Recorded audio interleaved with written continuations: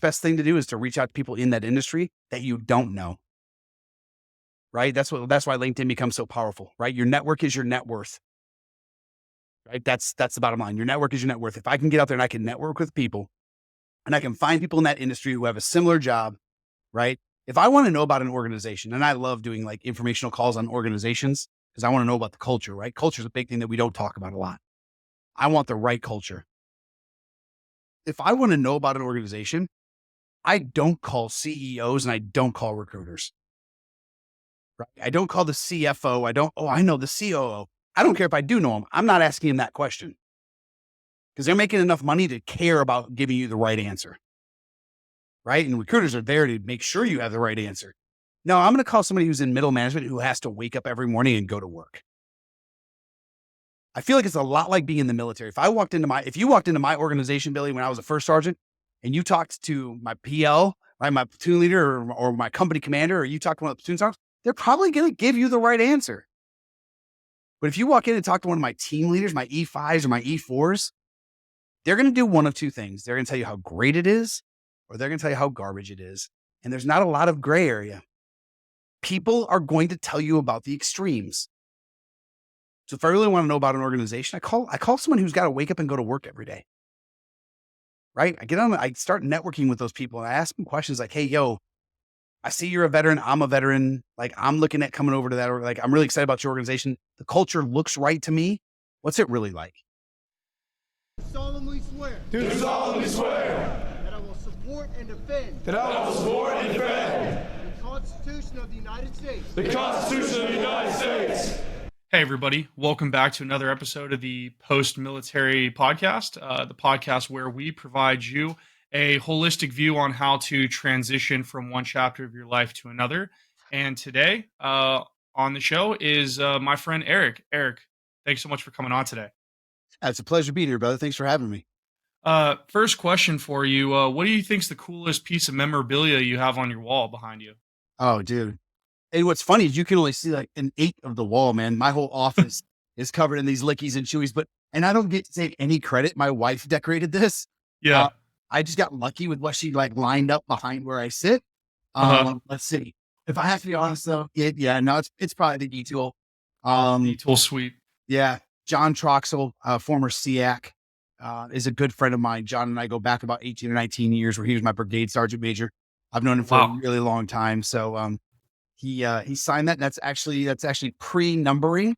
So that's actually the third E-Tool he's ever signed. So, no, he just posted on LinkedIn the other day. He hit number 5,000. So, oh, wow. So you're like, you're killing it. You're killing it. I'm a straight OG. Yeah. In the John memorabilia market. I love that. Getting into that then for your military history, tell everybody out there a little bit about your military career. I started back in the 90s. I'm significantly older than you are. Back in 96, I joined the Marine Corps. Little known fact about me. Joined the Marine Corps, spent 4 years in the Marine Corps. Wasn't having the fun I was promised. It just wasn't a time of anything cool. And so really that was kind of a flash in the pan. The grass is always green on the other side, right? So I decided to exit the military, transitioned. Yeah, I transitioned a long time ago. I had a myriad of odd jobs. I worked construction. I worked road construction, vertical construction. I worked in restaurants. I did a bunch of different stuff. But I was in my 20s and it wasn't a lot of fun. But on 9/11, I found myself watching the Twin Towers fall. And it ended with me walking into a recruiter's office that day. So I walked back into a Marine Corps recruiter's office. I said, hey, yo, I'm back. Put me back in, coach. Let's rock and roll. And I think, I don't know if it was, and I don't know Marine Corps. I don't know if it was your policy or not. So I'm not blaming you. Right. But the recruiter wasn't real thrilled with me. He used the word quitter, told me he didn't have time for me and told me to pound sand. And so I was like, okay, sweet, whatever. So I walked out, I made a hard left, walked into the Army recruiter's office. I got, 3 or 4 words out of my mouth and he was like, yes. And I was like, all right, cool. That process took a little bit, right? Being prior service. And then I wanted to figure out when I was going to leave and all this other stuff. I had to go back to like do the last couple of weeks of basic training, get my rifle qual and all that stuff in. And so it took a little while, but I got back in the military. Went to the Army.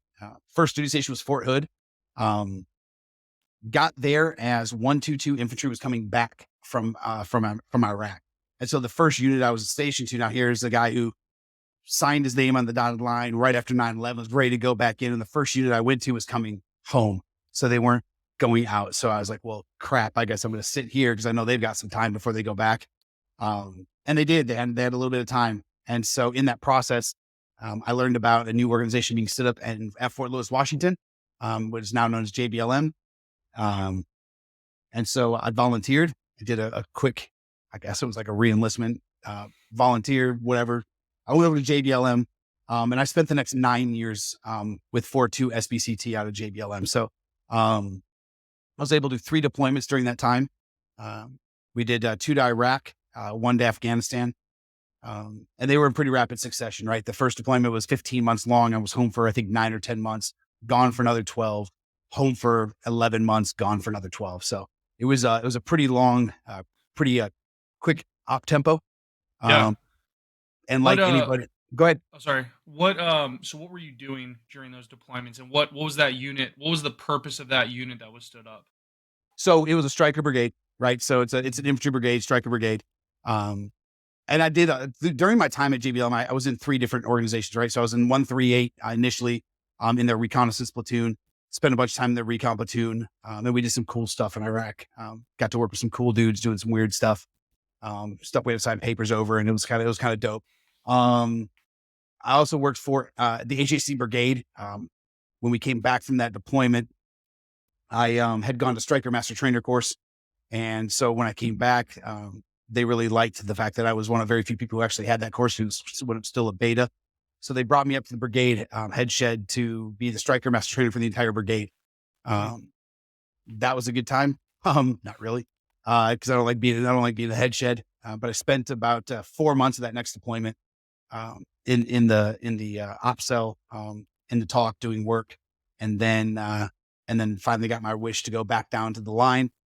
So I went down to 49 Infantry and again went to the reconnaissance platoon. Got back from that deployment. I made, they asked me to be a platoon sergeant, brought me over to be a platoon sergeant in 49. So I took over as a 3-7 for the 3rd platoon. I'm in Charlie. And then we did an Afghanistan rotation. So I got a fair amount of experience in different places doing, like I said, doing weird things in weird places with weird dudes. But yeah, that was my time in JBLM. So you say weird stuff, weird people. What do you think was the weirdest thing that you did in your time that you can speak about? I think, man, the weirdest thing, there's so many. I'd have to say it's gonna be a tie, right? And I can't go into a lot of detail on either, but it was gonna be a tie. It was either time sensitive targeting with some dudes that were wearing beards and such, and being able to not just be outer cordon but actually be on assault teams with them. So that was pretty weird. And then some vehicle interdiction stuff from the air was also pretty dope. That's where I learned how to fly in Blackhawks with no door, doors open and seats out, and where I learned what it feels like to fly in a little bird. So, sweet. Yeah, I'm a regular infantry dude. Like, I'm not a soft guy, but like I have been so blessed to be in some really cool spots. And I feel like I've been able to play baseball with Mickey Mantle. That's so cool. Yeah. Yeah. For all the guys that I've spoken to who've been able to kind of see how the other half lives, they always speak very highly of it. And that's a really cool opportunity. So what year was it for you when you closed out your time at JBLM? 2014. I wanted to take the proverbial knee, right? Find something that didn't have such a quite a high op tempo. And so I volunteered to be a drill sergeant. I don't think I really understood what that meant. Because that's not what I got, right? Yeah. I mean, super low ops tempo, that thing. So, but I was able to PCS to Fort Benning, and I was able to train infantrymen as a senior drill sergeant for a couple of years. I made the 8 list while I was on the trail, and they congratulated me and patted me on the back and offered me another 2 years extension as a first sergeant on Sand Hill. So I was able to be a first sergeant in basic training, which is pretty cool, the infantry OSET. So I spent about just under 4 years total training infantrymen on Sand Hill at Fort Benning. And then, as a first sergeant, I was like, man, I've done a deployment at almost every rank. Like I need something. Like I'm kind of hungry. I found out that there was an organization. There's really there are very few force comm units on Fort Benning. But one of them was at the time, and they're no longer in existence, but Task Force 128 was a footprint left by Third ID. So it was a Third ID unit here on Fort Benning. And I drove over to their office and asked them that they were looking for first sergeants, which is probably the start of my transition now. But I walked over and asked if they were looking for first sergeants. Actually, they were. And so they brought me over. I did an interpost transfer, and they brought me over to Task Force as a first sergeant for their battle company, for their Bravo company. And I was able to deploy with the first SFAB deployment to Afghanistan. So my organization, my company were Guardian Angels. So we're basically PSD for the SFAB, which is pretty cool. Just out of curiosity, so I'm an ignorant Air Force dude. So when I hear first sergeant, I think of a senior enlisted individual whose job it is to manage the like well-being of troops. But what is a first sergeant's role in the Army?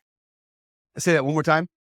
What is the first sergeant's role from an Army perspective? Because in the Air Force, it's more of like a health, morale, like management of the individual's role. And I'm curious what it is in the Army. Yeah. So the way the Army works is right. We do these first sergeants with company commanders. We do sergeant majors with battalion commanders. And really what we become is a senior enlisted advisor, right? So I was a senior enlisted advisor to my company commander. So if my company commander is making decisions and leading the organization, then my job is to make sure that, we're passing the common sense test and we're keeping mission focused, right? So, and there is a fair amount of the morale and making sure the boys are doing well and, checking on them. And that's actually what I got to do in Afghanistan a lot when I was deployed with those guys. Because I had 13 squads spread all over Afghanistan, I was able to fly around and just check on my guys, which was really kind of cool. I'd fly to a remote location. We do a mission or or hang out or do a patrol or something. And then I'd fly off to the next one. So once you closed out that deployment in Afghanistan, you come back to Fort Benning. Is that when you decided to make the transition, or did you have anything else in your career? Yeah, it was shortly after that. They when I got back, they wanted to make me the HHC first sergeant, which is the headquarters company, which is a much larger element, right? I had like 327 little bubbas and bubbettes running around. And that was the beginning of the end for me. My whole career, I have had this 70-30 rule, right? Where I spent 70% of my time with my dudes and I spent 30% of my time doing paperwork or other admin crap I had to do. And then as that position grows, right? As you get a little higher, as you grow it, that percentage gets harder to keep. And I saw that with the HHC for sergeant position. It was a lot harder for me to maintain that 70-30 rule. There's so many requirements administratively that it became impossible. And quite frankly, I was on my second branch of service. I was reaching 25 years and I said, I'm tired. Yeah. And I felt like it was, people always say like, you're going to know, like you'll just know when it's time. And I think I just woke up and knew it was time. I think I woke up and I knew it was time. I knew it was that moment. And so, I started the process. And so at that point, how many deployments had you had? 4. Okay. Yep. And so in how many years of total service, including your time in the Marine Corps? 20, just under 25. Just under 25? Yep. That's crazy. That's so crazy. Okay. So what did that process of transition start? How did that look for you? It was a complete crap show. Dude, Also, I failed miserably in transition, and it's probably what's led me to where I am today. But when I started my transition, right, I tell people all the time, like, we veterans, we fit into, generally speaking, right, wave of the hand, generally speaking, we fit into really 2 categories. We're either laser focused on what we want to do, or we don't know what we want to do when we grow up, right? We fit into one of those 2 camps. I was laser focused. I knew exactly what I wanted to do. And it was hysterical because what I wanted to do is I wanted to go and I wanted to be an operations manager.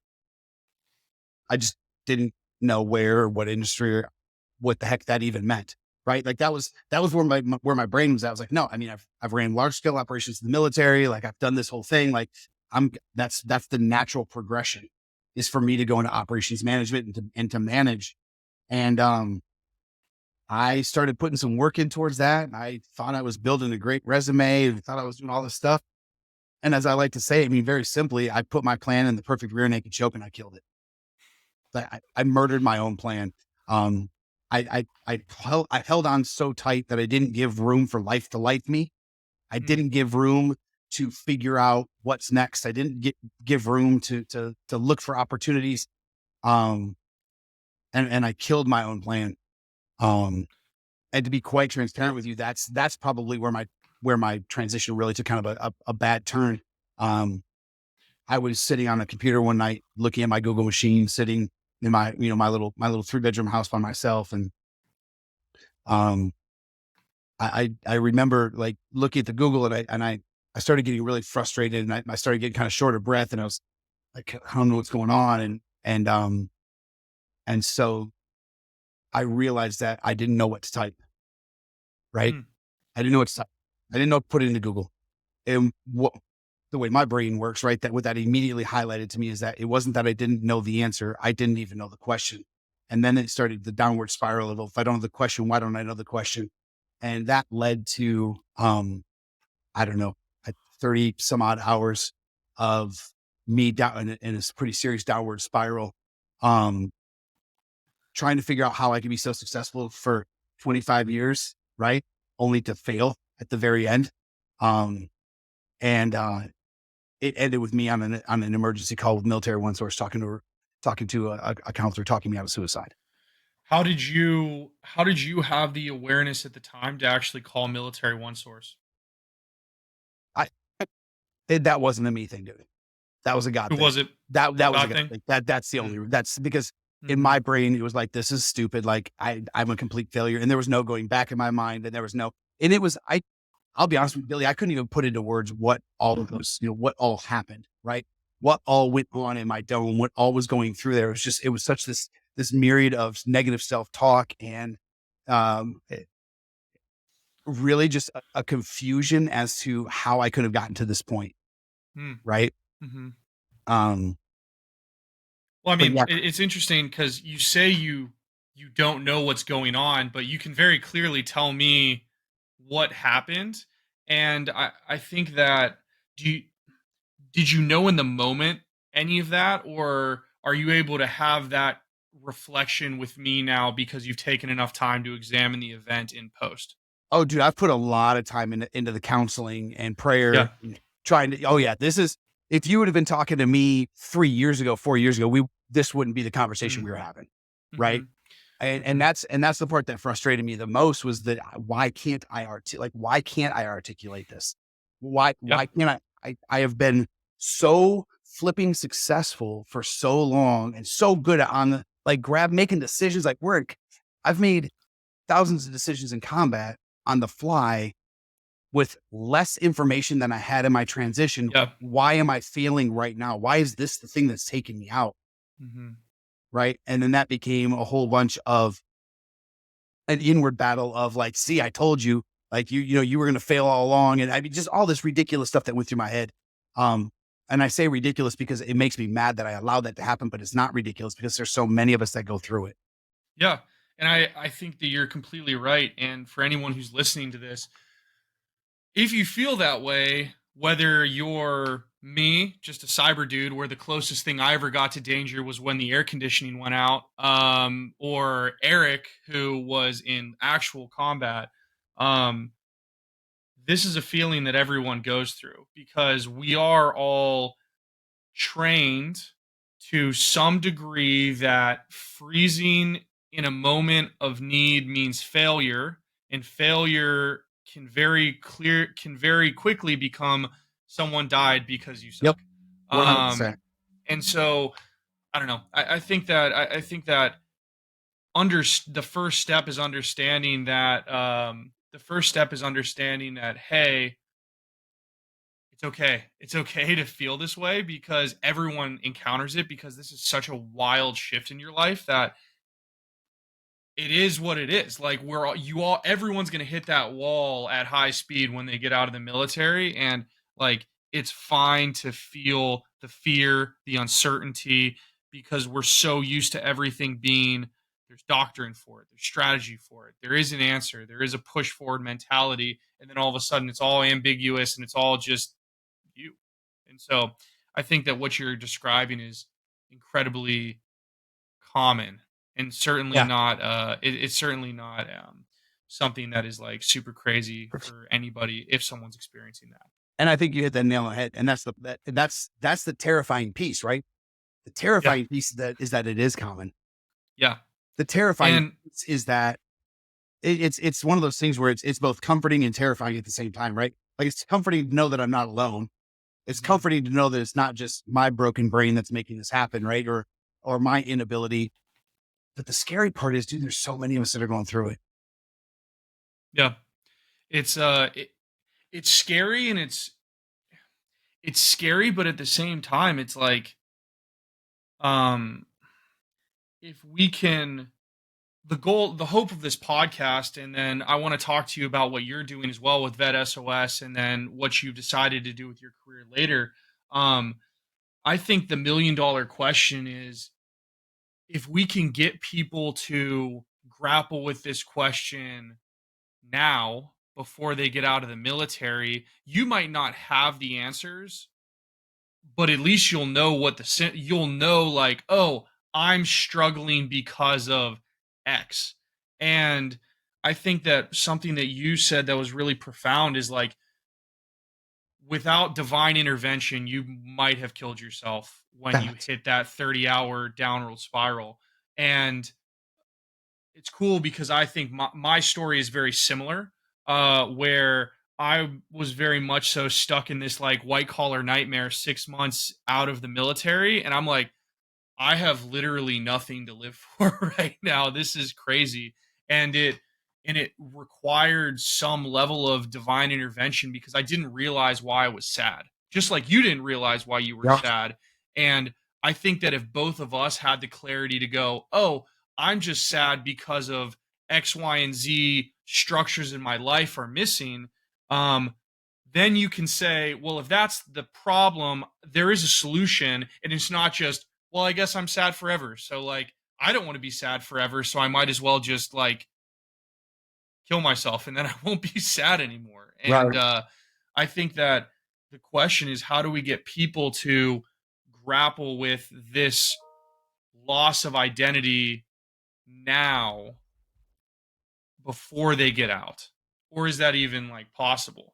Honestly, I think it starts with giving yourself permission, right? That's something that we don't do very easily. Like, as a first sergeant, as a senior enlisted guy, like sitting at a table with a bunch of folks and somebody asks a question, me using the words "I don't know" is super unpopular, right? That's not an answer anybody wants, whether it's at a meeting table or it's in the combat. Nobody wants to hear "I don't know" out of senior dudes, right? Or out of dudes who are supposed to be in charge, or dudes who are supposed to have the answer.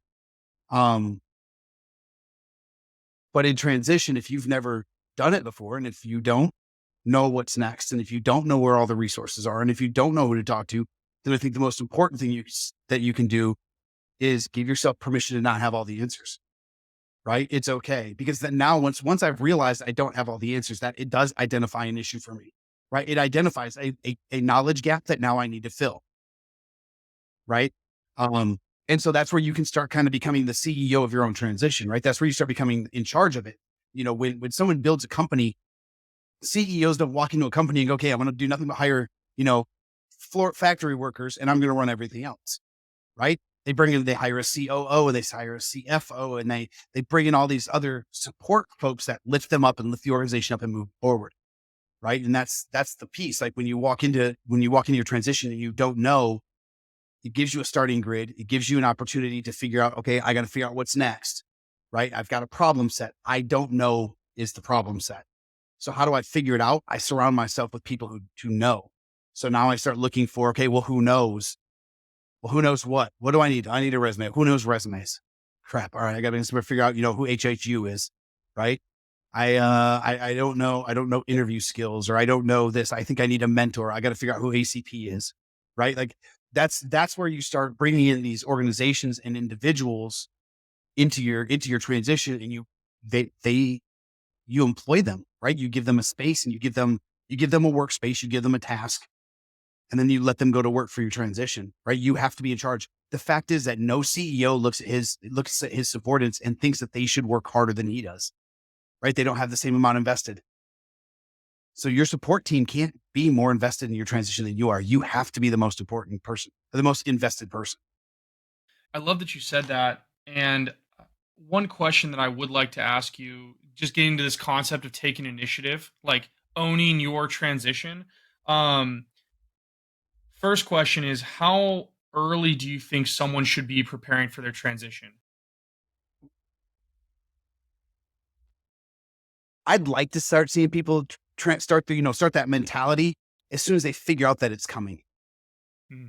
right? I think it's a great answer. You know what I mean? Like as soon as you Yeah, no. figure out it's coming, because you can sit and spin your wheels on this is what I'm gonna do when I get out. But if I'm 4 years away from getting out, or I'm 4 years away from retirement, I have no plan, to retire, then you're really spinning your wheels, and you need to be focused on what you're doing today, Yeah, right? I think that that's an amazing I think that that's an amazing answer, and I think that, and something that I like to tell people now, and correct me if you think that if you think there's a different way to think it or to define this, is I view transition in really two different stages. There's the ideation stage, and then there's the action stage. And action stage is, I'm putting in resumes, I'm asking for job referrals, I'm applying for literal roles in literal companies, which doesn't require a ton of time. And honestly, for people out there, I've got a couple of different funny stories on this podcast, including one of my own where I applied for a job 10 months in advance because I just didn't know how like the game is played on on how job timing works.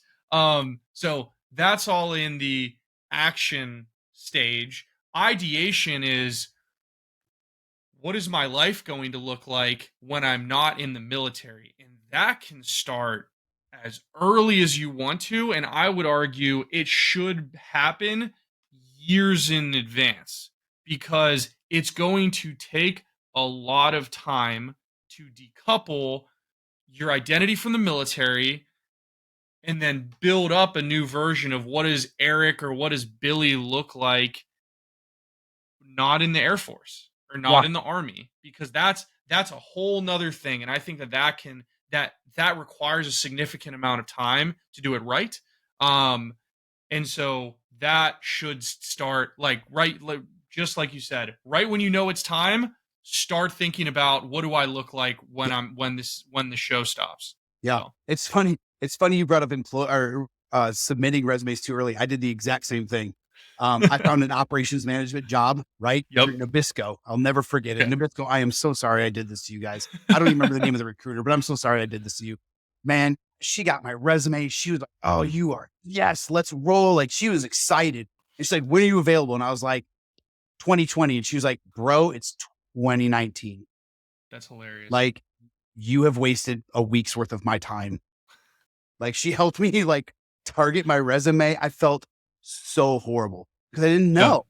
I didn't Yeah. know I wasn't ready. Like I didn't know what the time frame was.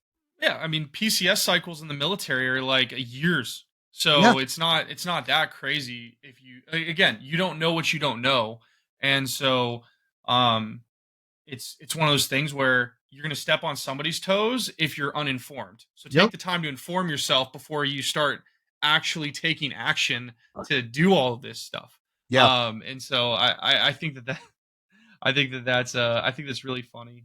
Yeah. I think a really important question to ask yourself when you're getting to that stage of, okay, I think this is time. What do I look like? Right. When it comes to specifically you start talking about employment and life after the military, asking yourself, what is my why? Right. If you've spent 4 years or 24 years in the military, it doesn't really matter. Like you've been ingrained, you've been entrenched, you've been indoctrinated into process of institutionalized thinking of what your core values are, and what the you know what the reason is and why you do things, and it's God, country, and core, and it's all this. You got all this stuff that you go for, and then when the uniform is taken away, whether it's taken away or given away, it doesn't really matter. It still comes off, right? When you get that DD 214, I hate to tell everybody, but like you're a civilian. Like that's what happens. You hold a DD 214, you become a civilian, right? You got this cool moniker of being a veteran, but you're still a civilian. Like you're going to pay taxes. You're going to, you know what I mean? Like you're going to do all the things. You're not going to be told where to PCS anymore, right? The government's not going to cover your housing. Like all that stuff becomes a reality. But the fact is, what is my why? If my why has been tied up in serving my brothers and sisters and looking out for the dude to my left and right for 25 years, then the day after that, when my feet hit the floor, why am I getting out of bed? Right. And I can just take a job, right? I can just take a white collar job that 6 months in ends me going, I don't know why I'm here and what I'm doing. That's taking a job, right? That's just getting a job. But what's my why? What's my passion? How long? So you've admitted that it took you did your transition poorly. Mhm. How long did it take you to start having that what is my why question? Okay. Like when did you start having that conversation with yourself? So not long after, my downward spiral, I talked to a buddy of mine. I was like, dude, I don't know what's going on, man. Like this just like I was very transparent. Like this is what just happened. He's like, cause he had retired, some time before me. But he said, hey man, he's like, there's a little nonprofit outside of Fort Benning that you can go to. They kind of help walk you through that stuff. So I kind of like, I walked in and I've told this a lot, but like I walked in, I just kind of threw my hands up and was like, I don't know what I'm doing. Like that's the bottom line. Here I am. I suck. I don't know what I'm doing and I need help. Um, that was probably the moment, right? That was the moment that everything started to turn because I said, I don't know what I'm doing. Because I was able to step back and say, I don't know what I'm doing. And then there was finally somebody there that was offering a hand up, not a handout, right? It wasn't a charity case. I wasn't homeless. I wasn't, I was transitioning and I didn't know what was next. And I was like 4 months from terminal at that point. Like I was danger close. Right. And so they helped me kind of navigate some stuff. And honestly, they turned into, in the Army, we have this thing called CSP, right? Career Skills Program, kind of like a skill bridge. But they turned into an independent CSP for me where I worked for them for 3 months, for free, right? I was an intern, but the government was still paying me. So I still had an income coming in. But I worked for that organization for 3 months. And the day I went on terminal leave, they offered me a job. And it was pretty evident to me. Again, it was a God thing, right? It was pretty evident. I don't think it wasn't hard for me to make the determination, that I needed to be in a place where I got and was allowed to encounter my brothers and sisters who are struggling. And I needed to be standing at the breach, right? I needed to be at the point of most friction, which kind of is easy for a senior NCO, especially an infantry guy, to understand, or combat arms guy. Like that's where we go, right? The senior NCOs in combat arms, we go to the point of most friction. We go to the breach, and we're there. And so I felt like that's where I needed to be. It's cool that you say that because I mean, going back to that why question, which you've already highlighted, you knew why you were getting out of the army in the first place, which was your 70-30 rule, and standing in the breach and giving helping people cross the chasm of transition, like that is the 70-30 rule. Like I would imagine that if I sat on your back for your entire time in your first organization or in your entire time in ACP, I would imagine you're talking and interacting with veterans most of the time, and you're probably not doing as much admin work, or you're avoiding it. Don't tell my We boss won't. that. I do a lot of Yeah, admin yeah, work. no, yeah, yeah. So much admin work. You love admin work. We'll make sure to cut out that first part. But Sure. the but it's cool because it's it's funny because I'm in a similar boat where I can really clearly define my why statement now, which is, but it's really easy to draw that why across from my military career now. Um, in your opinion, how does a veteran do it before they have to, is it possible to do it before you hit your transition, bottom out, rebound somehow, and then like a year later, you're like, oh well, now that I've found my clarity through my trial by fire, like I can define my why. Like, is it possible, in your opinion, to do that? I think it is. Um, okay, how do you do Yeah. it? So speaking specifically to my married folks, right? Mm-hmm. I think your spouse, those of us who are lucky enough to be married, your Mm-hmm. spouse has an incredibly unique insight into the who you are and how you're made up, right? If you're Mm-hmm. blessed like I am and you've got an incredibly attentive wife who, dude, I far out punted my coverage, but that's not for this talk. Amen. Um, Hey, amen, man. Amen. but when you have someone that can look at you and you can say, I think this is what I want to do, and they can lovingly, tell you that you're undershooting or you're overshooting, right? I often joke with folks. I tell them, listen, if I walked out of the shower tomorrow and I told my wife, hey, sweetheart, I figured out what I'm going to do next, right? I'm going to go on The Voice. I'm going to win because I sound amazing, right? And that's how we're going to do things from now on. Like, I'm just going to go win The Voice. I'm going to get a record deal. My wife would lovingly look at me and tell me that I am, in fact, the best singer in the entire shower, right? But that the rest of America doesn't need to hear that, right? She is so good at identifying what where my passions are. If I come back to my wife with some kind of an idea, a boneheaded scheme of something I think is a passion, she'll call me on it, right? She'll be like, that's not you. So my advice is, I know it's kind of a long diatribe, but my advice is employ those who love you the most. Employ those who know you the best, right? And have those conversations with them, right? Start figuring out what that looks like. And then the other thing too is to start engaging with mentors, right? Surrounding yourself with mentors, with people who, and I know this is going to be unpopular, but I'm a big fan of diversity of thought, right? I don't want to surround myself with a bunch of people who look like me, talk like me, act like me, think like me. I think that's a bad move. And again, this might be unpopular, but far too many of us, as we go through transition, think that we need to lean on other transitioning service members.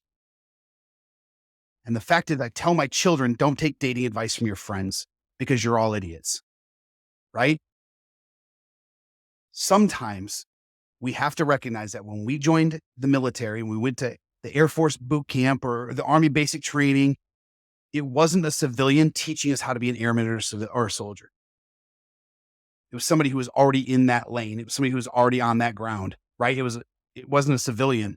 So if I'm leaving service and I'm going to go be a civilian, guess who's probably the best to help me learn how to be a civilian? It's another civilian, right? So maybe is in the industry I want to go to.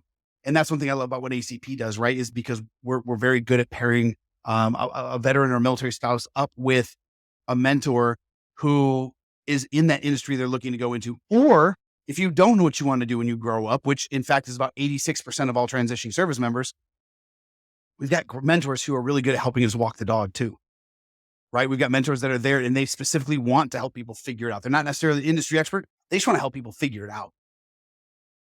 So I think it's engaging with family and loved ones. It's engaging with mentors, but it is absolutely not trying to navigate transition in a silo.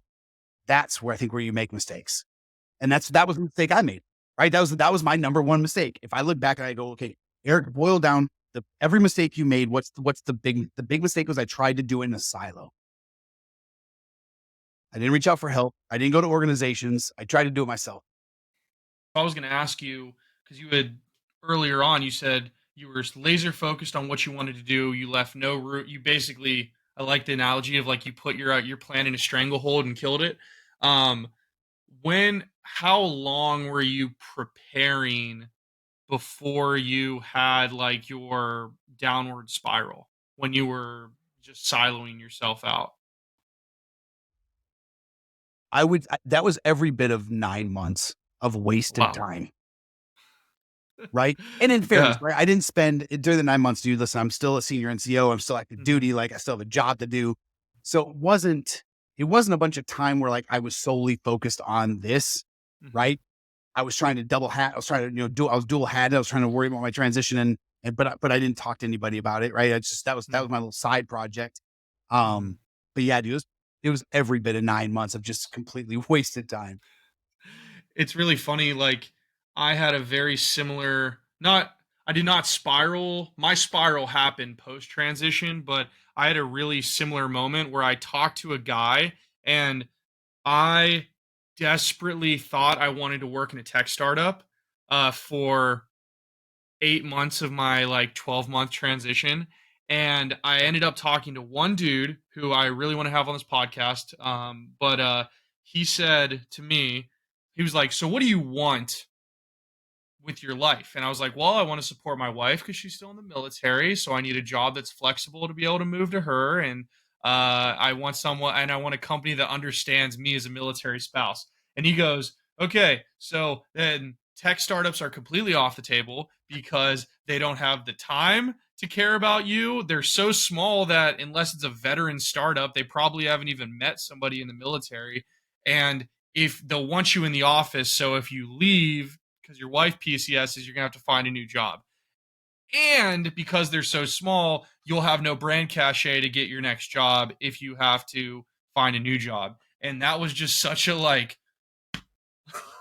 punch right to the gut because I had this whole thing, like you said, the laser focused thing, and I had this preconceived notion of this is exactly what I wanted to do, and then just one person pulled like just completely like karate leg swept me, and that day was rough because I was like, "Oh my gosh, My whole plan everything is that I've gone. been working." Yeah, exactly. So what do I do now? And so it's one thing that I wanted to ask you about that is um I like that you say that veterans either are completely laser focused or they have no idea. Um, do you ever think that we as veterans are laser focused on the right things coming out? Like, can we really know what we want without like you know what I'm saying? Well, yeah. Like that initial siloed opinion, can it ever be right? Oh yeah. Yeah. We dude, listen, throughout life, and I don't this is not just Hmm. transition or military. Yeah. This you Yeah. brought parenthood, you could talk marriage, Hmm. you could talk Hmm. 1,000 different things. Do we stumble into the right answer all the time, That's right? fair. Like, we trip and Yeah. fall and get it right a lot, right? That doesn't mean that that was the right way, right? Maybe you had the right answer for the end state, but the methodology is what caused is what causes that. And I think the big danger, I think, when you start talking about doing anything in a silo, especially for veterans, we are very, very used to the camaraderie, the guys and gals to your left and right. When you start retracting, when you start retreating and you start putting yourself in a silo, that's where we see a lot of our veterans now losing touch points with the military. That's where you hear, the heartbreaking stories of veterans who are like, I don't have any friends. I don't know who to reach out to. That's where you hear heartbreaking stories of, you see it on Facebook, or you see it on IG, or you see it on different social media platforms where folks are talking about a veteran that they just lost. And so everybody's thinking, well, I haven't heard from him in years, or I haven't heard from him in months. And and so that's the danger of that retracting and retreating into the silo, right? It's not necessarily what it can do to your plan. It's what it can do to your psyche, what it can do to your spiritual and your mental and your emotional well-being, right? Because we're so used to that. And then we think, well, I'm the only one getting out. Yo, there's 250,000 folks that get out every year. Like, you are not the only one getting out, right? No, you're not. You might be the only one getting out from your organization. You might have been with your company or your battalion or your wing or you might have been with them for a really long time, and you might be the only one leaving from that. But if you can figure out how to reach out, there are thousands of us. And then there are hundreds of thousands of us, folks like you and me, Billy, who are on the outside of the fence line going, hey man, we're ready. We got open arms. We're ready for you. Right. We'll go back to the laser focus thing in a second. How do you think veterans, how do you think we as a veteran community can do a better job of like, I think that there are incredible resources that exist in the outside. ACP, I utilized it in my transition. Commit Foundation, Breakline, Vets to Industry. Like there's, it's a real cottage industry at this point. But the problem is we don't have I feel like there is little to no penetration into the place that it matters, which is we do not reach servicemen and women until they are out of the military or they're in their last 6 months when you frankly don't have enough time. I don't like, I do not believe um, let me rephrase that. You have 6 months is enough time to get a job. 6 months is not enough time to do the work that prevents you from killing yourself because you have no purpose in life. Those are two very different things. Like, because a job is, this is me getting on my soapbox, so I'm sorry. We focus on the job because the job gets you paid and we feel like that's all that matters. And then people will commit suicide when they're making six figures on the outside because they did not take enough time to do the work to fix themselves, or not even fix themselves. That's really poor way to say it. No one's broken. They have not found a way to figure out how they apply in the context of civilian life. That is it. And so how do we as a veteran community actually get penetration into the one place where it matters, which is the hearts and minds of the people that are still serving before they ever have to worry about their transition? Yeah. I think my answer is we don't stop, Hmm. right? Mhm. I don't think there's one way. I don't think I don't think there's a perfect answer to that question. I don't think because the problem is, right? We as veterans, right? We as transitioning service members, we've got a lot of similarities. We've probably got a lot of similar stories, but for the first time in a lot of our adult lives, we really are a unique thing, right? Our families don't look the same. Our careers don't look the same. Our hopes and dreams don't look the same. Our ideas of success do not look the same, right? I tell people all the time, I'm in a completely different season than a lot of people I work with, right? I'm blessed. I run that double edged sword of like, it's a blessing financially to be 100%, but like I feel it every day when I get out of bed, right? So like, but I've got the 100%, I'm retired and I've got a job. Like I'm not in the same season. I have a job in nonprofit. Dude, that's not corporate America money. Like I'm not like turning my nose up at what ACP pays me, but it's a nonprofit. Let's be real, right? Like I could go make more money somewhere else, but I'm in a different season of my life. So my season isn't the same as everyone else's season. My story isn't the same as everyone else's story. So there is no one way to penetrate that. It's we don't stop. It's it's it's it, you're gonna get me on my soapbox now. It is time that we stop being damn afraid to be authentic and true about who we are and what we've been through. You're definitely living that because you're the first person I've had in a podcast who let it rip with a suicide story 8 minutes in. So that's, which I think is great. Like, it's good to be as authentic as you're willing to be because people need to hear, like, I was on the ropes at some point in my life when I left the military. And so it's okay if you're on the ropes too, because Yeah. that's a common thing for people to go through. And it's interesting. Something that I want to push back a little bit on what you said is we as veterans kind of segment out as we get out of the military because our lives look so different. And I would argue that you really only have two types of veterans. We have people who have identified their holistic life values, and then the people who have not. Like, that's it. And if you break it down that way, then it's like Eric has it figured out.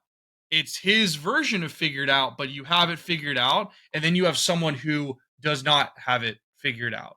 And that could look a lot like their identity is still very wrapped up in their military service, or they haven't figured out that they need to foster a community, or they don't understand what brought them passion in work, so their work is essentially meaningless right now and they Yeah. haven't figured that out. So um I think that if we can talk to people, we really just need to answer the question of how do we have all of these veterans who have their holistic life dialed in for their season of life? How do we get all of them talking about it so that the veterans who don't can hear it, but also so that the servicemen and women who have not left the military yet, they can hear it and go, oh man, there's a lot more to this transition than just figuring out who punches the check for me bi-weekly or monthly.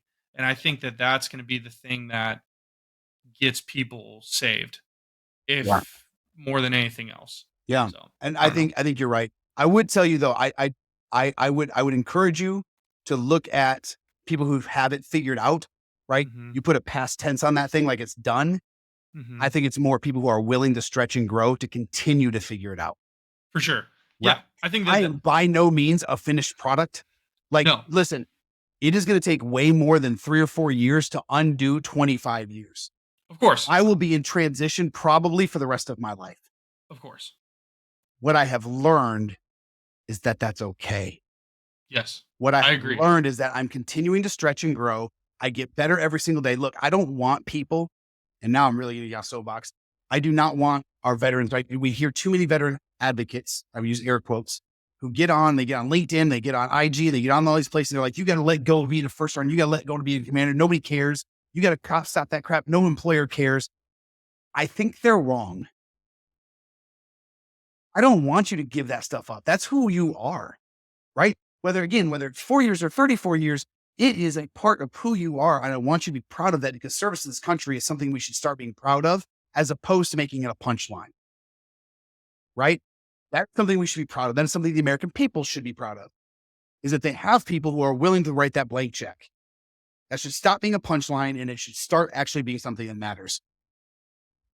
At the same time, I want my brothers and sisters to become bilingual, right? I want them to be able to go out at a bonfire and have an adult beverage and a cigar and talk stories and laugh and cry and talk about all the things that veterans care about. And then I want them to wake up the next morning and I want them to put on, whether it's a shirt, tie, and a suit, or it's a uniform, or it's whatever. I want them to go into their place of employment and be a thriving, you know, a successful member of a civilian organization and have that transition be seamless. I think that that's a cool way to think about it. I had a guest on a couple of weeks ago. His episode is out right now, so if you're listening, you want to check it out. Go check out Hunter Tom's episode. He's fantastic. But he um, he had this really interesting take on what you're talking about, where we were talking about how do you communicate military experience, or how do you kind of learn how to speak in a world where you're not surrounded by military people. And his take, which I found really cool, was understand that your mannerisms and what you learned in the military is an essential part of your personality and your identity now. And it's also something that gives you really unique context and perspective to move through the rest of your life with. And if you're in such a rush to cast off what you were in the last chapter of your life, you're going to do serious damage to yourself, because you're essentially going to kneecap your ability to provide unique perspective and value to any organization or community that you will become a part of in the next chapter of your life. And I really like what he said, and I like what you say as well with the bilingual aspect, because I completely agree with both of you. Where, I mean, Eric, you are who you are because of your 25 years in service, and I think that that's beautiful. And now you've just been able to speak in a way that you're heard by both communities, Right. and that's really all you need to do. Versus saying like, "Well, time to reinvent myself. Like, I'm not part of the army anymore, and I'll never act like it ever again." It And so, that's I hear so yeah, many people talk. That's that word. I've got to reinvent myself. No, yeah, you just no, have to stretch and grow. yes, You just got to figure out what's next. Um, mhm. yeah, no, that's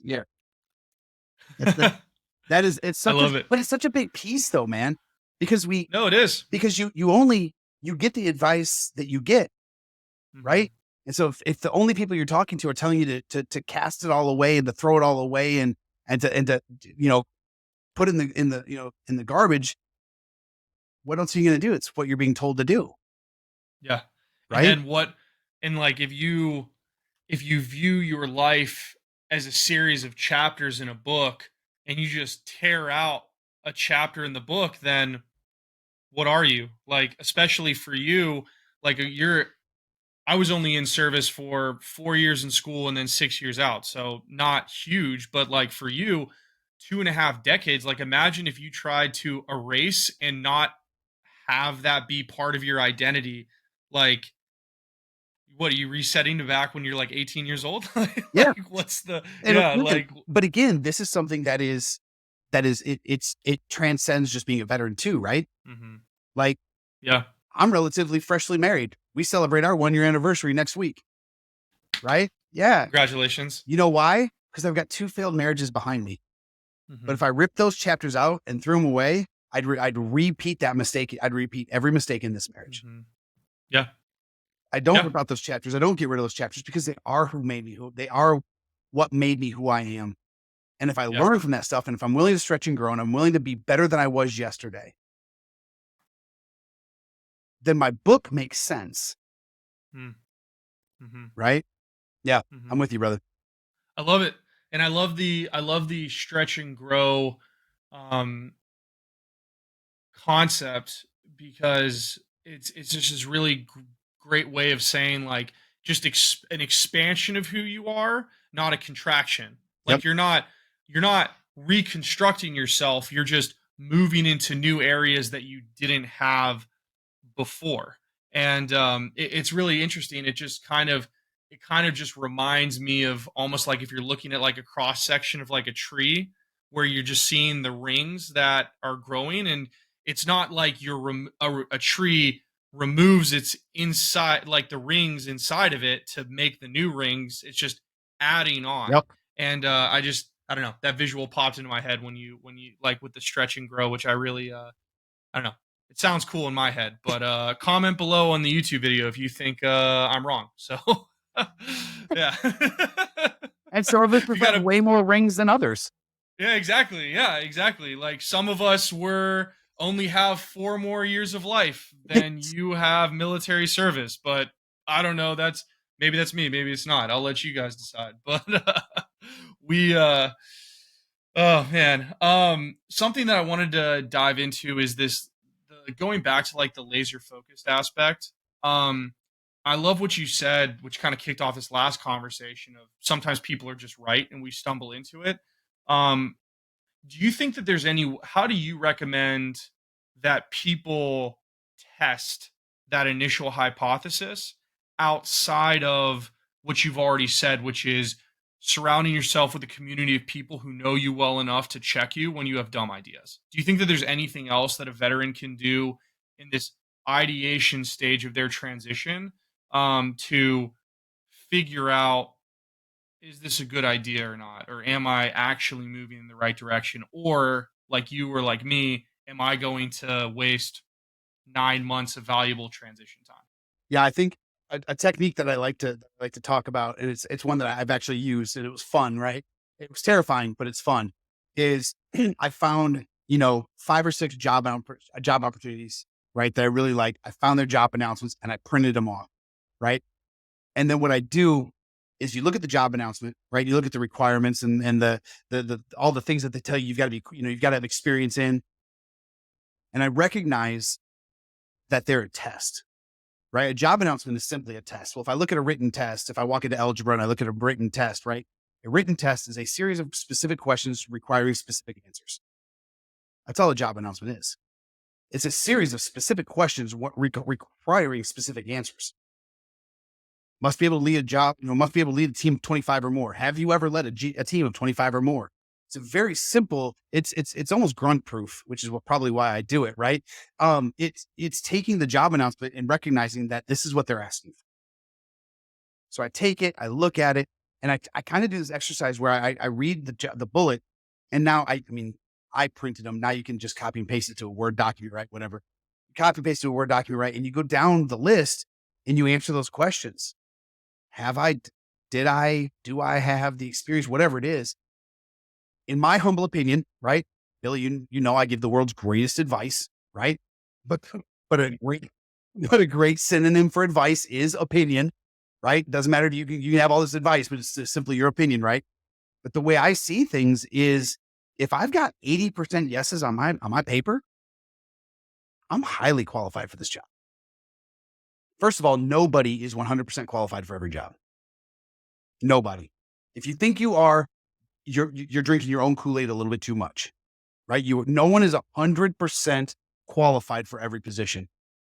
So if I'm at 80% and I'm playing the laws of averages, right? I can guess that there's probably 10% out there floating that maybe I haven't recognized. I've said no to something that maybe I do have some experience in, or I've got parallel experience that might look the same. And if that's true, then that puts me at 90% qualified. I'm way highly qualified. So if I run that exercise in a couple of different industries or a couple of different things that sound like they would be cool, and I recognize that out of the 5 jobs, I've only gotten that yes, yes, yes from in like 3 of them. Guess what I can do with the rest? Stop wasting my time. Right? I can focus on it. Now I look at those 3 and I'm like, well, if I had to wake up every day and go do that, now that you spend enough time with a job announcement, you spend it, and let me just give a little bit of a caveat. If you spend enough time with a job announcement that's well written, because there are some really crappy job announcements out there. So this doesn't work for everything, right? But if you've got a pretty solid job announcement, if you spend enough intimate time with it and you read it over and you Google what some of the words mean and you look at and you try and break the thing down, I think you can get a pretty good picture of what that looks like. And then the next best thing to do is to reach out to people in that industry that you don't know. Right? That's why LinkedIn becomes so powerful, right? Your network is your net worth. Right? That's the bottom line. Your network is your net worth. If I can get out there and I can network with people and I can find people in that industry who have a similar job, right? If I want to know about an organization, and I love doing like informational calls on organizations because I want to know about the culture, right? Culture is a big thing that we don't talk about a lot. I want the right culture. If I want to know about an organization, I don't call CEOs and I don't call recruiters. Right? I don't call the CFO. I know the COO. I don't care if I do know them. I'm not asking him that question because they're making enough money to care about giving you the right answer. Right? And recruiters are there to make sure you have the right answer. No, I'm going to call somebody who's in middle management who has to wake up every morning and go to work. I feel like it's a lot like being in the military. If you walked into my organization, Billy, when I was a first sergeant and you talked to my PL, right, my platoon leader or my company commander, or you talk to one of the platoon sergeants, they're probably going to give you the right answer. But if you walk in and talk to one of my team leaders, my E5s or my E4s, they're going to do one of 2 things. They're going to tell you how great it is, or they're going to tell you how garbage it is. And there's not a lot of gray area. People are going to tell you about the extremes. So if I really want to know about an organization, I call someone who's got to wake up and go to work every day. Right? I start networking with those people and I ask them questions like, hey, yo, I see you're a veteran. I'm a veteran. Like, I'm looking at coming over to that. Or like, I'm really excited about your organization. The culture looks right to me. What's it really like?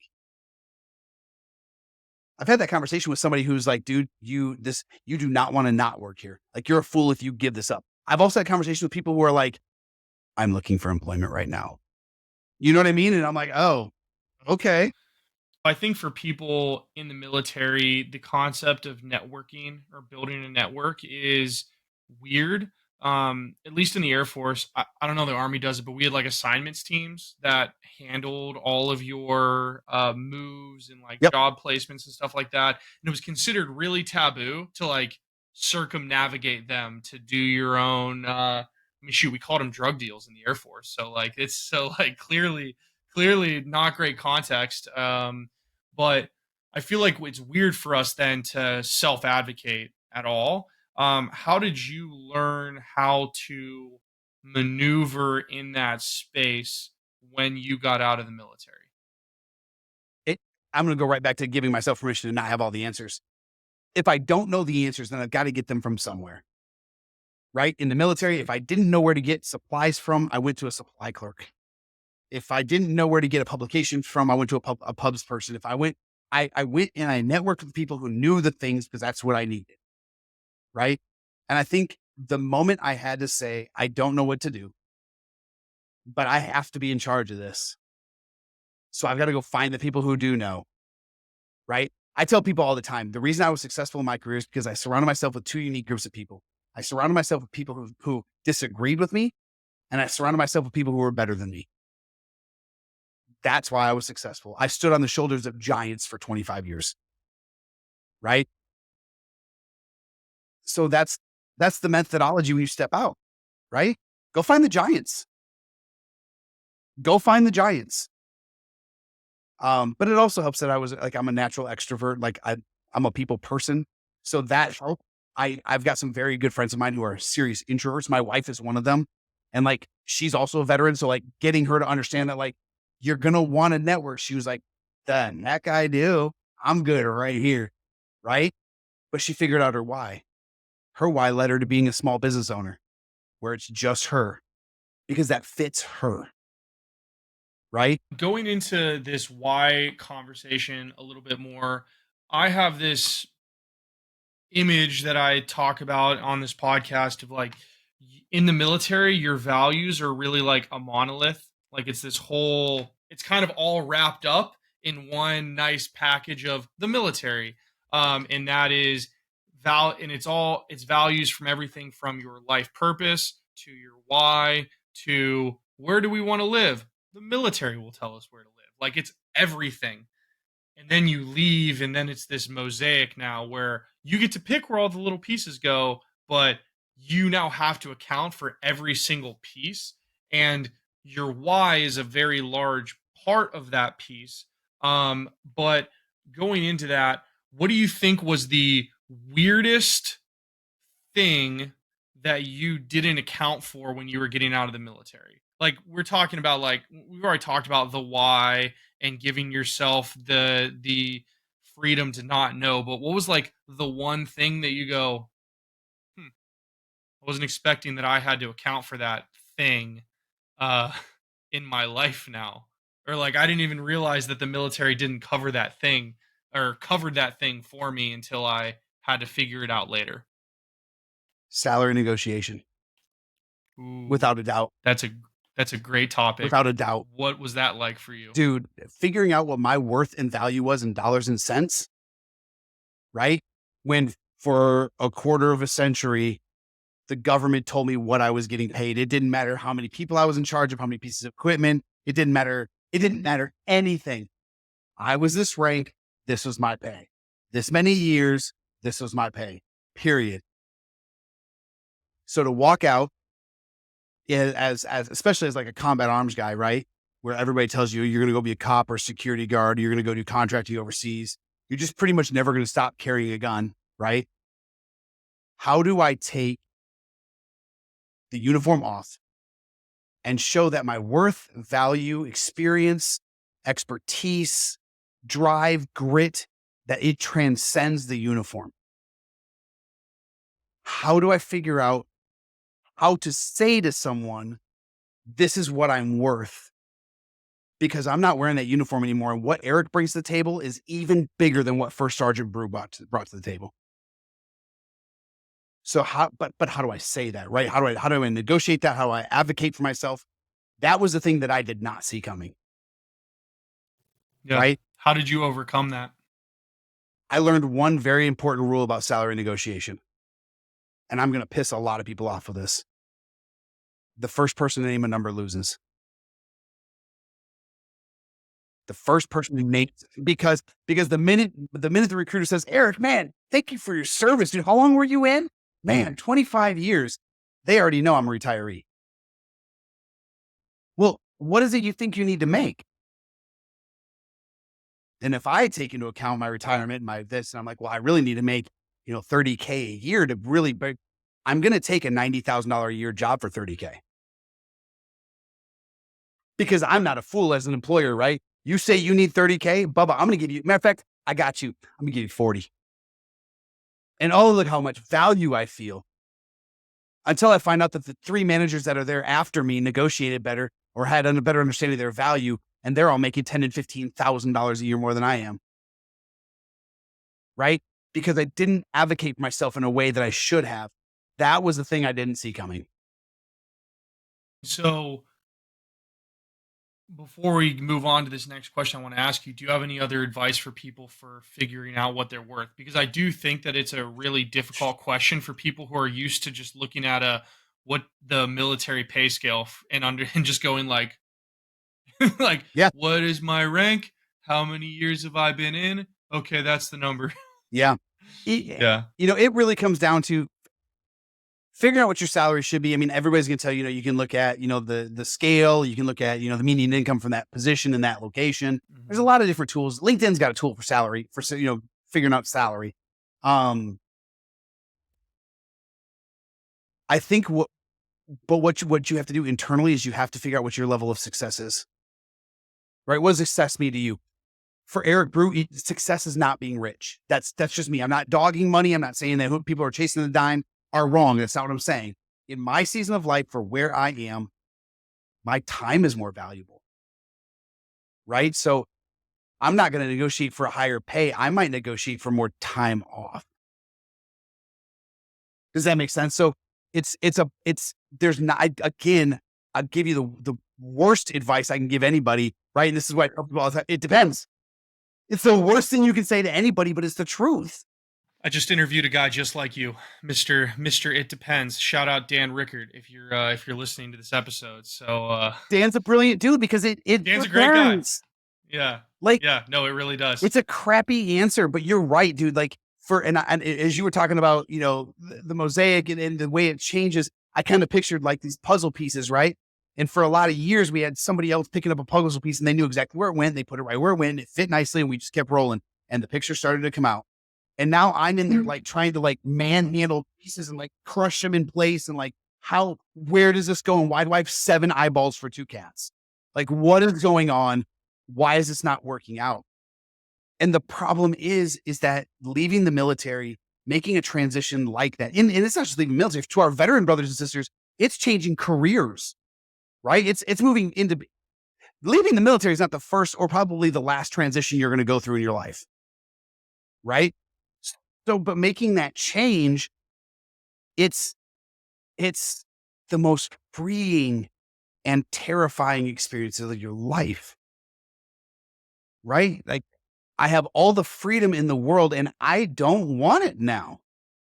I talked a good game when I told everybody what I was going to do with my DD214. I'm going to go get the blanket and I'm going to do this and I'm going to grow a beard. And it's great. You talk a good game till you experience that freedom. And when you realize that there's no one else telling you what to do. I think that it's the primary reason why people don't leave the military, even like you were in for 25 years. I guarantee, like, I was in for 6, and I know I could count on probably 2 hands and a couple of toes the amount of people that I saw where I was like, you need to not be in the military anymore for a variety of reasons. Like, I'm literally watching your marriage implode, or this you clearly hate this job, or whatever it is, but then they will not leave because in their mind that fear of like stepping out into literally infinite space where you can maneuver wherever you want in unknown terrain. See, I'm using all my army words just for you. But you get like it's absolutely terrifying because you can't blame it on anybody else, Bingo. and it all is now on your shoulders, and you see all these people that are just like, I hate this. I fucking don't like to use the F word on the podcast, but like, I fucking hate this place. And you're like, well, then leave. And they're like, I mean, I don't hate it that much. And you're like, oh, okay, cool. Yeah. like And it's like, weird. how many people complain about, oh man, I can't believe I've got to go to this duty station. Freaking army. That's easy. Yeah, it's super You've easy. had Leave you've had a scapegoat your whole career. for sure. You can just blame the army. You can blame the Marine Corps. You can blame the Air Force. It don't matter. Now you turn around and you're out the door with no chute. And you're like, but I just jumped. Like, now who do I blame? And the problem is like, I think that because we don't, I don't want to say this. I don't want to say this the wrong way. I think we fixate and we focus on the negative of transition so much because it is doing such a nasty work on our brothers and sisters, right? The negative side. But it's not all doom and gloom, right? There are people who come out of the military and absolutely flourish. After 4 years or 34 years, it doesn't. Again, there are people that come out and just absolutely flourish. But if we look at the common denominators between the people who struggle and the people who flourish, I think a lot of it comes down to who they surround themselves with, right? My 14-year-old young man is probably one of the most brilliant people on this planet. And several years ago, he made the comment. At this time, he was probably, I don't know, 10 or 12. And he said, you are the sum of your 5 closest friends. I thought, well, that's pretty profound for for a kid. You shut up. Like, yeah, you're right. You know, like, but think about that. Like you're going to gravitate towards the people who you want to surround yourself with, and then you're going to emulate a lot of that. So if you surround yourself with the negative Nancy's and the people who are hating life and civilian life and who are cussing it out and who are, upset, if You're going to be that person. there's this old saying, right? Yeah. You seek, you find what you seek. Mm-hmm. Yeah.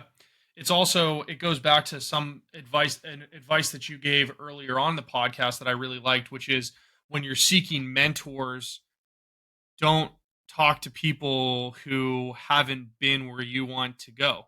Like don't get advice from transitioning veterans or people who are still in service. Go get advice from people who have been or are where you want to be. Yeah. And And I think that's such profound advice. And I want to make sure we're very clear. Like, I'm not saying don't talk to other transitioning service members, right? Of course. Listen, here's how this works in my life now. This is something that has transpired over the last 4 or 5 years. This is a where I'm at now, right? But what I've built and kind of the mentality have adopted is I have all kinds of peer mentors, peer friends, right? Homies that I reach out to, I collaborate with, I build a plan with, right? Whatever's next, I'm going to reach out to a few people. If I'm working on a project for work, if I'm working on something in my personal life, whatever it is, I'm going to reach out to people and be like, hey, look, this is the plan I'm trying to build. What do you think about? And I'm going to collab and we're going to talk and we're going to have all these conversations, right? But I have also hired, they're not paid, sorry, but I have hired a board of mentors. All 5 of the people who sit on my board of mentors are a season or 2 ahead of me. We are not peers. I would call them sir and ma'am, right? Like they're a season or 2 ahead of me. They've already traversed ground that I'm walking on. They've traversed the ground I'm about to walk on, and they're standing on the high ground, right? I have 5 mentors that sit on my board of mentors. Truth, the person who sits at the chair of my board is my ACP mentor. My mentorship with her through ACP as the guided mentorship through ACP is over. It has been. I still get a text message or a call a couple of times a month. Right? So with my board of mentors, after I'm done collabing and doing all this kind of mission planning with my buddies, right, with my peer mentors, when it's time for decision making, I take my plan that I have now built with the the help of collaborators and other things, but I have made decisions and I've got my highlights and I've got myself ready. And then I schedule a 1-hour phone call with each one of my board. And I say, this is my plan. What's wrong with it? And I take notes. And I take all their notes and I put their notes together. I understand they all think this is wrong. I like it. I'm keeping it. 4 of the 5 said this is wrong. They're probably right. I'm changing it. But I go through and I systematically make more decisions based on their feedback. And then I step back and my wife and I go over it. And once my wife and I both give the green light and the thumbs up, then I execute. I'll tell you the one thing I do very differently than I did in the military. I do not make decisions quickly anymore. I don't have to. That's a transition point, right? I do not have to make immediate, life-changing, life-altering, life-saving decisions in the drop of a hat right now. So I'm going to put the work in to make sure the decision I'm making is going to unfold the way I think it should. Giving room for life to life. I love that. I think that that's such a cool thing because I still have a little bit of that, like, oh my gosh, I need to give an answer immediately in me. And I think that if I was able to internalize what you just said a little bit better, I would relieve myself of some stress that I know I still have, which is cool to, I mean, I can say it, but recognition and belief are two different layers of things in your psyche, and And still working action's on the, that and for action's the sure. third different. You can Yeah, even believe it, but if you don't action it, it means nothing. for sure. It's that is very, very true. And listen, Um, my wife's very good at it. If she sees me rushing to a decision, she'll bring it up. I love that. She'll be like, "We're moving a little quick on this." I will tell you that Sunday, I've been a Jeep guy most of my life, right? Mm. I love driving a Wrangler. I love my Jeeps. I do the Jeep wave. I don't care. You can call it a cult. I don't care. I enjoy my Jeeps. My wife is a Jeep Wrangler. It's okay. She's my friend.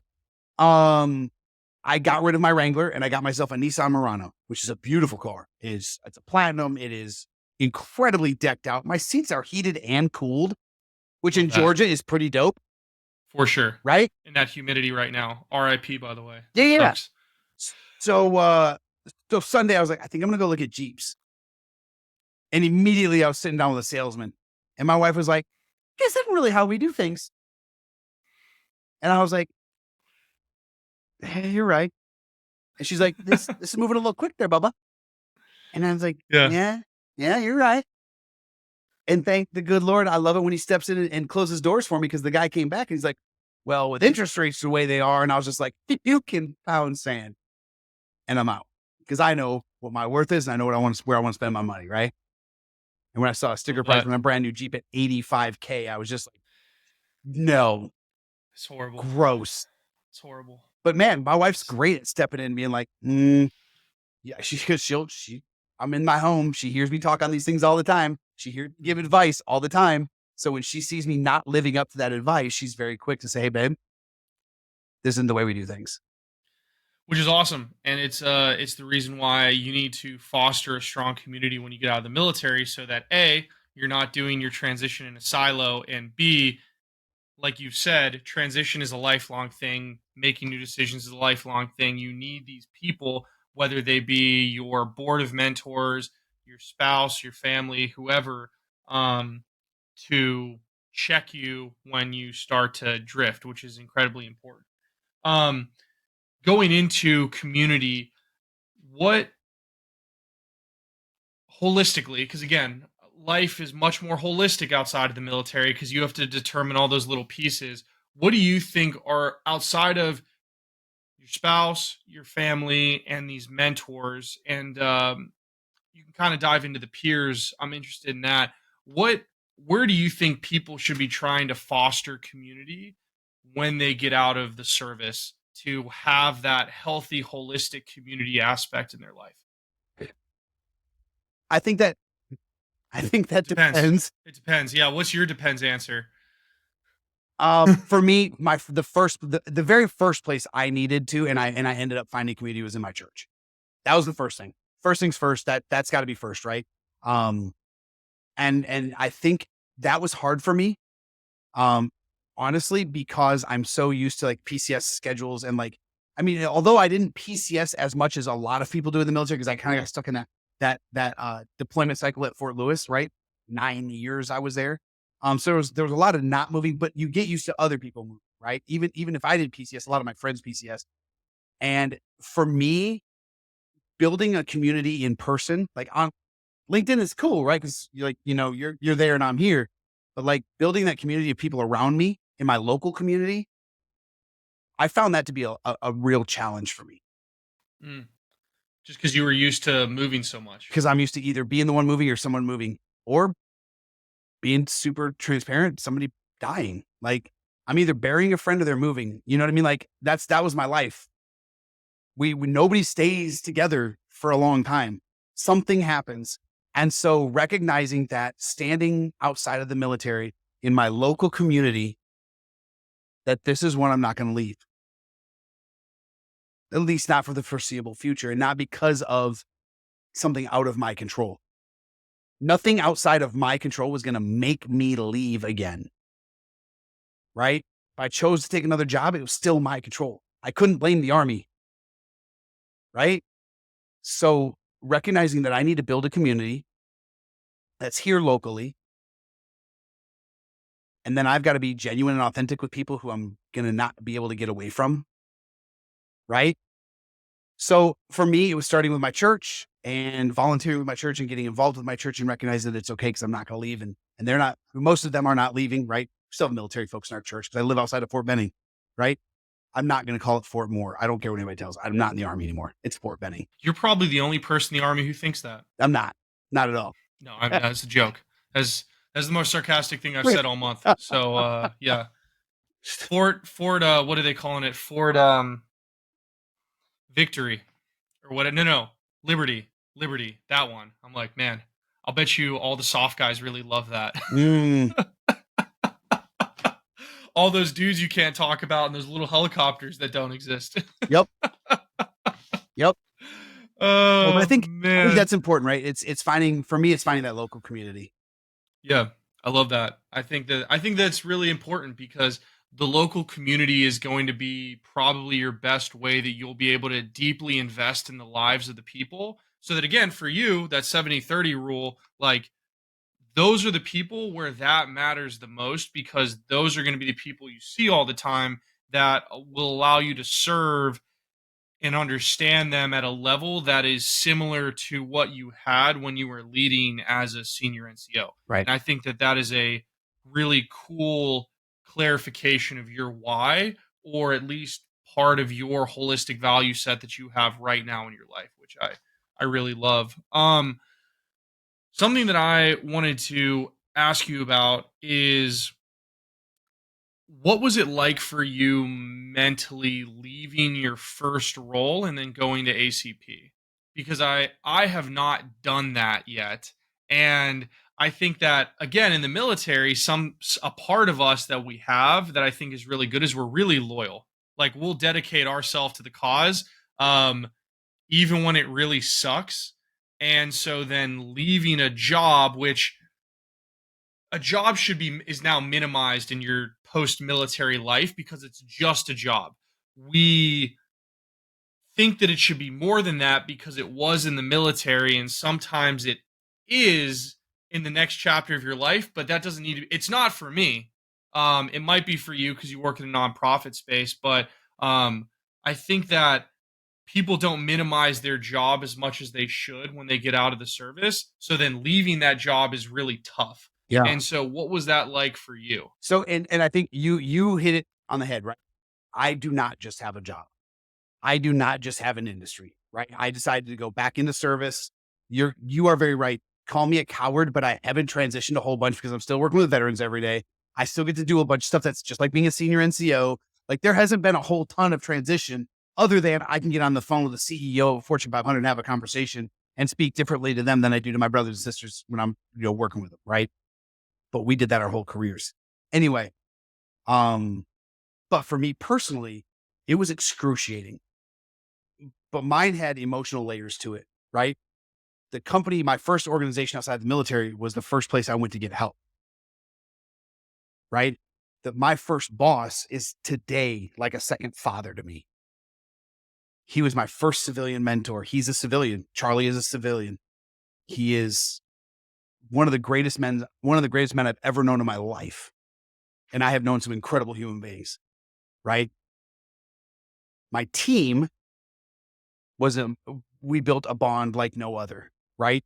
They were my sisters. Like I was there with another veteran, a female veteran. I was there with a female military spouse, and I was there with Charlie. And then I was there with towards the end, I was there with another retiree, a male.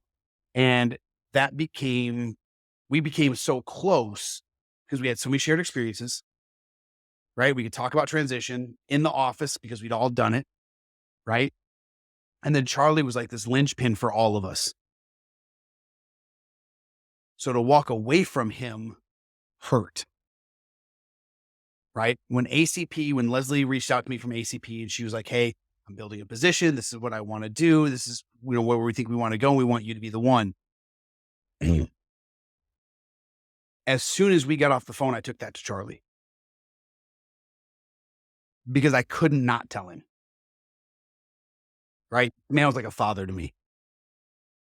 And the first thing he said was, finally, your opportunity to grow. Right? So for me, ACP became an opportunity because at that first organization, and they're called Still Serving Veterans. I don't know why I don't say it, but like at Still Serving Veterans, like they're a small regional. They just kind of help out around Fort Benning. Like they're not this big conglomerate. They're a small organization, a great organization, but they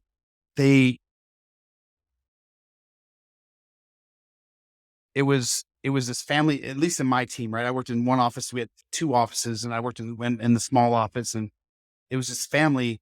Um, but I had been able to help them grow and be on a team that helped them grow outside of just our local area. And so I had kind of built a cool name for our team, and we'd worked really hard to for people to know who we were. And so ACP became kind of an opportunity for me to test my mettle, right? It became an opportunity for me to say, I wonder if I'm as good as all these people are saying. Like, if I'm as good at giving this advice, am I as good of a transition coach as people are saying? How am I getting this right? Like, is this really just like what's going on? And so ACP became an opportunity for me to kind of put that to the test. But you talk about loyalty, leaving Charlie and Dory and Jamie Lee and Mark, that was tough because they were like a family to me.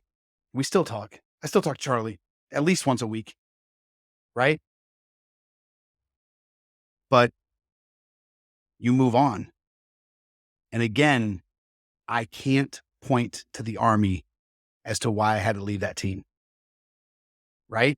I was faced with an opportunity, and I had to make the decision to accept that opportunity or to not take it. And it was growth, it was opportunity, and my sphere of influence was going to grow. I was going to reach more of my brothers and sisters. And I had to take a step back and say, well, that was my why, right? My why was to reach as many as I could. My why was to make sure that anyone that I touched didn't have to go through what I went through. Now, if they chose to, I can't want it more than they do. Right. But if I talk to somebody, if I engage with somebody, I want them to know that that's not a dark place they have to go. There's another way to do it. Right. So it was hard to leave. But it was probably one of the best things I did, was making the decision. And then because I made the decision, I couldn't look back and say, oh, this sucks and I shouldn't have. I've flourished. I've thrived and I've enjoyed it. I love that. I think that that's an awesome story, and it's very true that we do have this loyalty, but sometimes you just have to make a call. And if you're in line with your holistic values, then you can lean on those when a decision is tough. Yeah. But if you haven't figured that out, then you're going to be making a move in extreme doubt. And then the second you hit friction, you're going to go, oh my gosh, did I make the right choice? Like, Yep. because you have nothing to lean on to provide confidence when you're at a low point in your life. Correct. So I think that that's really cool that you were able to do that because, I mean, shoot, having that level of culture in the company that you were working for, like that would have been tough to leave. I completely get that. And I think that that just speaks very highly of your understanding of self, that you were able to recognize that it was going to be hard, but you were able to make the decision anyway, because I think that a lot of people would have just stayed because it was comfortable where they were at. Well, And and a it's lot of that had to cool do for with you Charlie too, though. I don't think Charlie, Yeah. once Charlie heard the opportunity was there, I don't think Charlie was letting me stay. Well, it's because he's You just know a what I good mean? person. He was like, no, because that's where like Charlie, instead of Charlie the boss, Charlie the mentor came out, Mm, and love that. he was like, no, he's like, this is, you're not turning this down. Yeah. So yeah, but you're right. I mean, like, again, I had to make the decision. It had to be my call. Mhm. He would have let me stay. I mean, he wouldn't have fired me. You know what I mean? He was like, well, if you're not staying there, if you're not leaving, then I'm firing you. But making those decisions, making decisions is hard. Making decisions is hard. You put For sure. that sentence in any aspect of life. Making decisions is hard, right? Yep. Especially when you're That the and decision maker. making decisions is hard, and that depends. Those Yeah. are the There you go. quotes There's your of takeaway. those are the quotes of the Yeah, great advice. Great advice, everybody. Really pointed, very applicable. Yeah. The last thing the last question that I want to ask you, you're an infantry guy. You alluded to this earlier, which was a lot of people told you you're going to be basically fighting your entire life. Like that's your lot in life. And I do think that there are certain careers in the military, like you fly a plane, you're going to fly on the outside. You were in the infantry, you're going to do security, you're going to go be a cop. Like you're going to do, like, there's these very clear paths that are set up. Or like for me, I'm cyber, I now do IT. Like for folks that want to grow, stretch and grow outside of their what they were before, what advice do you have for them, as somebody who did combat arms and now is not doing like you're still doing your that, like you said, like your senior enlisted role almost, but you've also helped a ton of people transition. So from that specific perspective, what advice do you have for people who are looking to stretch and grow beyond what their traditional job role was in the military? Yeah, and I think what you're talking about is pivoting, right? We're making a pivot. And that, again, I'll go back to what I said earlier. Pivots aren't just leaving the military and saying, hey, I was an IT or cyber guy. Now I want to go into banking, right? Or I want to go be logistics. Um, it's also veterans and mill spouses. Mill spouses are affected by this all the time, right? Every time we PCS, they got to reinvent themselves and start over. They've got to do something different. Veterans find themselves again in a career they can't stand and they want to pivot, or they find a new love, or they figure out a different why and they want to pivot. So really what we're talking about is pivoting from what we've been doing into something completely different and new, right? Again, that takes an enormous amount of due diligence on the person who's making that move's part. You've got to do the research. You got to make sure that it fits your why. You've got to make sure it fits your talent skill. You've got to make sure there are your talents and your skills. You've got to make sure that you've got either a plan for credentialing or a plan for education. And then again, I'm going to harp on this. You got to find mentors. And then I would say find mentors in that industry, right? If there's an LZ I need to land on, I want people who are already there to tell me how to get there, right? I don't want to go from being, a combat arms guy into logistics and have like a banking mentor. Like that doesn't make any sense, right? I want somebody who has industry experience, industry knowledge that's relevant and ready to give, right? Who can sit down with me and say, okay, or check it out. If you're going to go into cyber and you have no certifications, we need you to start somewhere, right? Like you're not going to go work in that industry tomorrow. So I need you to recognize these are the steps you're going, and then start to build that plan, right? Recognizing again that we don't have to make decisions in the right now. We make those decisions. We put the effort into figuring out what's next. We put the effort into figuring out what our due diligence is, what needs to be done. And that depends, right? It depends. It depends on what you're going to do. And it depends on how much of a shift it is. Again, like you said, for me, going from being combat arms into the transition and veteran advocacy space, it wasn't a major shift. I gave up carrying a gun and like making security my first focus, right? But I didn't stop being a senior NCO. I didn't stop loving my brothers and sisters. If anything, that's grown, right? One thing I love about being a veteran is that the pissing contest is gone, right? I'm going to give you a little bit of crap for being chair force. Like that's because that's what we're supposed to do. Like my dad and I are going to call each other on like the Army Navy game because he was a Navy guy. And my uncle's going to chime in because he was a Navy guy. And they're both going to talk trash and we're going to have fun, right? But the real, like the bicker pissing contest stuff that happens, that's gone, right? If you're smart. Don't get me wrong. There's still people out there that try to play that game. Not with me, right? I'm not playing that game. I love my brothers and sisters. My favorite thing to say to somebody is, look, Billy, you wore the uniform. I wore the uniform, brother. That makes us family. That's all I need. That is all I need. You and I are family. And in the immortal words of the great philosopher, Dominic Toretto, like it's all about family, right? Are you a Fast and Furious fan? Oh, dude, no. I've got a 14-year-old kid. I've got to go watch these things for him. No. Did you see the new one? I did. It Good? It wasn't the worst one, but yeah. I watched it. Oh man. Hey, proud of you. That's awesome. I love those movies. I love how stupid they are. It makes me so happy. Um, I love how they've essentially evolved from them being literally just like normal people who raced cars in LA to like immortal super soldiers. Like the best, the like those tier one guys over at not Fort Liberty, leagues above them, the most competent humans in the world. I just love that that's the character arc of all these Yeah. people, and it just cracks me up every Yeah. single time. So the last thing that I want to ask you before we close, normally I ask people for final pieces of advice, but the thing that I'm really interested for you is someone who's in the veteran advocacy space. What are resources that you'd like to plug for all of our listeners? Oh, dude, there's over 40,000 veteran nonprofits in the United States. Um, I'll tell you, I'm going to start with ACP, right? That's who I work for. That's the organization that I belong to.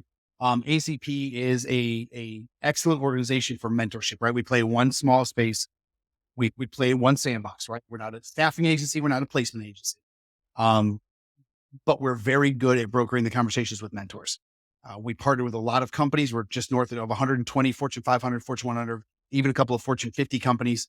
And the mentors that we have in our pool are not ACP employees, right? They're employees of those organizations. So, Nike, Amazon, Major League Baseball, Campbell Soup, Bank of America, the list goes on.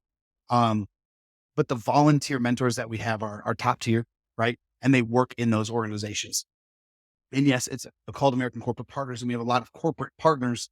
But we also have a small contingent. It's not really small because we got over 6,000 mentors, but 80% of our mentors are in our corporate partners. The other 20% are in what we call our citizens program, right? Which are small business owners, DOD employees, law enforcement, teachers. I mean, again, the list goes on. There's really not industry we don't cover, right? And so we've got our citizens program, we've got the corporate partners, but there's a large pool of mentors that are there to help folks. I will tell you that we are always looking for more specifically cybersecurity mentors. That is a pool, that is an area that we are really struggling to find mentors in. So quick plug for mentorship. If you are a civilian, if you are a veteran, it doesn't matter. If you are an industry expert, right, in your field, we are looking for mentors. We are always looking for mentors. But that's mentorship. And the beauty of ACP is it's a year-long program, right? It's not a one-off phone call. Once you're paired with a mentor, you're with that mentor for a year. And then what we ask for is 1 hour of meaningful conversation a month. So 12 hours a year at a minimum. We're all going to spend more time in Starbucks or, in the drive-through than that. Yeah. So that's obviously going to be the first plug I'm going to make is ACP. I'm also a big fan of the programs and things put on by GI Jobs. The GI Jobs is another great organization. I've got some very dear friends there that I just absolutely adore. But they do a lot of good work and they put out a lot of great information. I would say Hire Heroes USA is a great one, especially a resource for resumes. Hire Our Heroes is incredible. Wounded Warrior Project, if you're an alum or if you can get into that program. Goodness gracious, there are so many. I feel like I'm going to hurt feelings. So I'm not going to remember them all. I mean, if you're down in Jacksonville, there's Operation New Uniform. O2O is an awesome program through Syracuse University for credentialing. Of course, I've got to mention HKPO Veteran Academy. I sit on their board of directors. They are credentialing. They're there to help you get your Lean Six Sigma and a bunch of other credentials. So HKPO Veteran Academy is another incredible. They're brand new, but they are going to do some incredible things in our space, man. They're going to change things. Yeah, listen to podcasts. Find all the veteran transition podcasts. Listen to them. Boots to Books. I can't forget Boots to Books. Peter Klein over Boots to Books put together one of the coolest things I think I've ever seen. And he put together a masterclass. It's free. It's a free masterclass. And Peter, I'm going to get these numbers wrong. I know I've got the numbers wrong, but it's like somewhere around 50 different videos, right? And it's all different people from different expertise. You'll see my ugly mug on there talking about mentorship. But there's 7 to 10 minute videos on everything from mentorship to employment to resumes to VA claims to whatever, all those different things that fall into transition. But Boots to Books has got this masterclass that is just top. I mean, it is just incredible. And there are so many industry experts on that thing, just sharing their knowledge. So that's something that I would do. I would also say things like Veterati, right? Get on Veterati. I'm a Veterati mentor. I've got very few openings because ACP likes to keep me very busy. But you would think that, Veterati is a mentorship thing and that's maybe a conflict of interest. And it's not, because our plans aren't the same, right? We don't do it the same way. It's not a competition thing. That's what I love about our space, right? I don't compete with anyone. I'm not trying to stop any veteran from going to any organization, because what works for you might not work for somebody else, but what works for them might not work for you. It doesn't It matter. depends. It depends. Thank you. It depends. So, but we as a veteran community, right? We stand linked arm, shoulder to shoulder, ready to receive our new brothers and sisters. And none of us are out here to take business away from anyone else. Right. Mhm. So, but I think getting on Veterati, dude, if you get on Veterati, talk to people like Bruce Thompson, right? Bruce Thompson is the number one Veterati mentor in the world. He's one of my best friends. I love that dude to death. Talk to Nick Drost, talk to Brian Arrington, talk to, all these different dudes that are out there. I mean, we've got so many incredible people. This community is strong, dude. This Mhm. community is so powerful. I appreciate you giving a abbreviated, because you could probably talk about this for hours, list of things that people can look at. So I really do appreciate you giving some of the resources that you recommend. um Eric, it's been great. Like, Yeah, I've really I've enjoyed it. really enjoyed talking to you. I really appreciate you coming on. Thank you so much for coming on here and willing to be authentic, because that is the thing that we need more than anything else in the veteran community. So that people who are going through this process, following in our footsteps, know that this is hard, and the answers are not easy to come by, and it takes time and it takes work. But as you just said, there's an amazing community of people out here that are willing to help. And so do not transition in a silo. Hit up me, hit up Eric, hit up everyone that you can find. Get the help. You're going to do great. Yep. So Yeah. thank you. Brother, I And appreciate it. I got to plug one more thing, man. I've been on your podcast. Now I think we need to get you on my podcast, right? let me know. Because now Always I'm down. over at Vet SOS Podcast. You can listen to us on all the different streaming platforms. Look us up. Follow me on I LinkedIn. subscribed yesterday. My dog. That's why I love you. Now we got to get you on to come talk about your experience. I'd be happy to. So I think that's great. And again, I think this is a part of that community that we're all a part of, right? That we're just trying to get the word out, man. Yeah. Right. It's just, you said at the very beginning, how do we get people? How do we penetrate? And how do we get people Yep. to know? Right. Mhm.